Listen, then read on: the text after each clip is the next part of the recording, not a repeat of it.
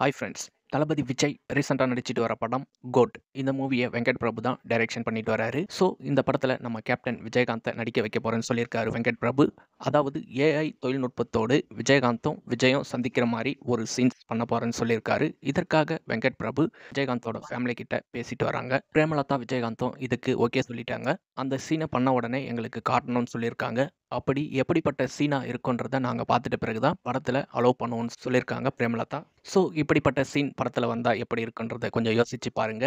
நம்ம தளபதி விஜய் பண்றது எல்லாமே விஜயகாந்தோட ஸ்டைல்ல தான் பண்றாரு. அவர் அரசியல் ஆரம்பிக்கும் போதும் நற்பணி மன்றத்திலிருந்து எப்படி உதவி செஞ்சு அரசியலுக்கு வந்தாரோ அதே வழியில தான் விஜயும் இப்போ தொடர்ந்துட்டு வராரு. அந்த மாதிரி இருக்கும்போது இப்படி ஒரு சீனை வச்சா ஸோ விஜயகாந்தையும் விஜயும் பார்க்கும்போது 90ஸ்ல பார்த்த அண்ணன் தம்பி கேரக்டர் அப்படியே நம்ம கண்ணு முன்னாடி கொண்டு வந்து நிறுத்தும். ஏற்கனவே இந்த கோட் மூவில நிறைய ஆர்டிஸ்ட் இருக்காங்க. அதாவது டாப் ஸ்டார் பிரசாந்த், பிரபுதேவா, அஜ்மல் மற்றும் மைக் மோகன்னு நிறைய நட்சத்திர பட்டாளமே இந்த படத்துல நடிச்சிருக்கு. ஸோ விஜயகாந்துக்கும் விஜய்க்கும் ஒரு ஒற்றுமை இருக்குங்க. விஜயோட ஃபர்ஸ்ட் மூவி நாளைய தீர்ப்பு.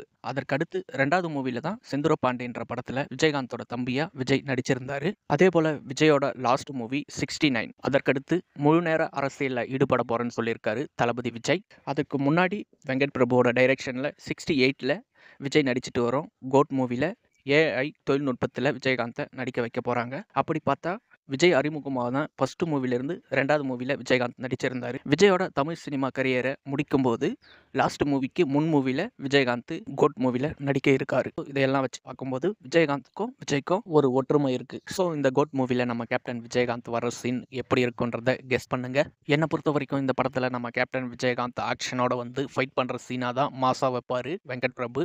அந்த அளவுக்கு தான் விஜயும் சொல்லியிருப்பாரு. அடுத்து அரசியலில் இறங்க போகிறதுனால எப்படி சினிமாவில் விஜயகாந்தோட ஆசீர்வாதத்தோட சினிமாவில் வந்து ஜெயிச்சாரோ அதே போல் விஜயகாந்தோட ஆசீர்வாதத்தில் வந்து அரசியலில் ஜெயிக்கணுன்றதுக்காக விஜயகாந்த் வந்து விஜய் கிட்ட அரசியல் வசனங்கள் பேசுகிற மாதிரி ஒரு சில சீன்ஸ் வச்சுருப்பாங்கன்றது என்னோட கெஸ்ஸிங். உங்களோட கெஸ்ஸிங் எப்படி இருக்குன்றத கமெண்ட்டில் சொல்லுங்கள்.